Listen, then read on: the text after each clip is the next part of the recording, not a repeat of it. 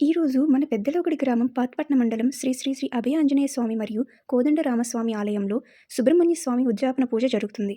అసలు సుబ్రహ్మణ్య స్వామి పూజ ఎవరెవరు చేసుకోవచ్చు, పూజా విధానం మరియు వాటి ఫలితాలు తెలుసుకుందామా? ఈ పూజ అనేదమ్మా ఫస్ట్ ముందుకుండేటంటే పిల్లలు చదువుకున్న వాని అభివృద్ధి గురించి ముందు పూజ చేస్తారు.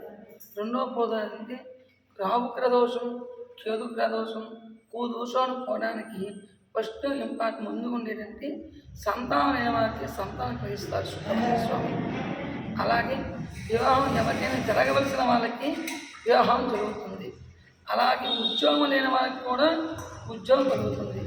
అలాగే కుటుంబ సమస్యలు ఎవరికి ఇంటి వారిని కుటుంబ సమస్య వారికి భార్య భర్తకి ఆన్యోన్యత జరగడానికి కూడా ఈ యొక్క సుబ్రహ్మణ్య స్వామి వారి పూజ చేసుకుంటారు. ఈ యొక్క సుబ్రహ్మణ్య స్వామి వారికి తప్పనిసరిగా 7 మంగళవారాలు పూజ తప్పనిసరి చేసుకోవాలి. ఈ యొక్క సుబ్రహ్మణ్య స్వామి వారి పూజ చేయడం వల్ల ఆ స్వామివారు రాహుగ్రహ దోషం, కేతుగ్రహ దోషం, దోషాలు పోతుంది. అలాగే ఈ యొక్క సుబ్రహ్మణ్య స్వామి వారి పూజ ఏ విధంగా చేయాలంటే 7 మంగళవారాలు చేస్తారు. అలాగే మొదటి రోజు విఘ్నేశ పూజ, గణపతి పూజ చేసుకుని ఆ సుబ్రహ్మణ్య స్వామి వారికి షోడశోప నామాలతో పంచామృతాలతో అభిషేకం చేసుకుంటారు. దీని సామాగ్రి, పూజా సామాగ్రి పసుపు, కుంకుమ, అక్షతాలు, చందనం, గరిగె పూసలు, తమలపాకులు, చెక్కలు, అలాగే పాలు, పెరుగు, తేనె, నెయ్యి, చక్కెర అంటే పంచామృతం స్వామివారికి అభిషేకం. అలాగే నారికేల కొబ్బరికాయ అభిషేకం.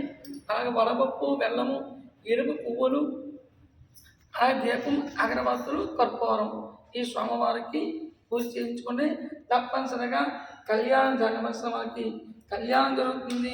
సంతానం అవ్వాల్సిన వారికి సంతానం కలుగుతుంది. ఉద్యోగం అవ్వాల్సిన వారికి ఉద్యోగం జరుగుతుంది. అలాగే కోర్టు పర్యార్థం కూడా కోర్టు సమస్యలు ఎవరికైనా ఉన్న వాళ్ళకి కోర్టు సమస్య కూడా తప్పనిసరిగా జరుగుతుంది. అలాగే ఈరోజు ఈ 7 మంగళవారాలు అయిపోయిన తర్వాత సోమవారికి ఉద్యాపన అనేది తప్పని చేయాలి. ఉద్యాపన అంటే అష్టదిక్పాల ముందుకుండా వినాయకుడి పూజ చేసుకుని తర్వాత మండప ఆహ్వానం చేయాలి. మండప ఆహ్వానం అంటే అష్టదిక్పాలకి, నక్షత్ర దేవతలకి, అలాగే ఆదిత్యాది నవగ్రహ దేవతలకి ఇక్కడ ఆరాధన చేసి మండపం వేసి అలాగే సుబ్రహ్మణ్య స్వామికి పంచామృత అభిషేకం చేసుకుని ముగింపు చేసుకోవాలి. ఈరోజు ఉద్యాపనం కార్యక్రమాలు. అలాగే మెయిన్ ఏంటంటే సుబ్రహ్మణ్య స్వామికి పూజ వచ్చిన వాళ్ళకి కనీసం ప్రతి వారం వచ్చిన వాళ్ళకి అనుకున్నటువంటి కోరికలు తప్పనిసరిగా ఈ యొక్క దేవాలయం పూజ చేయడం వల్ల తప్పనిసరిగా కళ్యాణం అవ్వాల్సిన కళ్యాణం, వివాహంగా జరిగింది, ఉద్యోగం అవ్వాల్సిన ఉద్యోగం జరిగింది. అలాగే నాకు తెలిసినటువంటి ఒక పాప ఏడుస్తూ వచ్చింది. అలాగే ఆ పాప ఎవరు కాదు, బోలభద్ర గ్రామం, కుటుంబ సమస్య నుంచి వచ్చింది. 11 మంగళవారం సుబ్రహ్మణ్య స్వామి జరిగింది.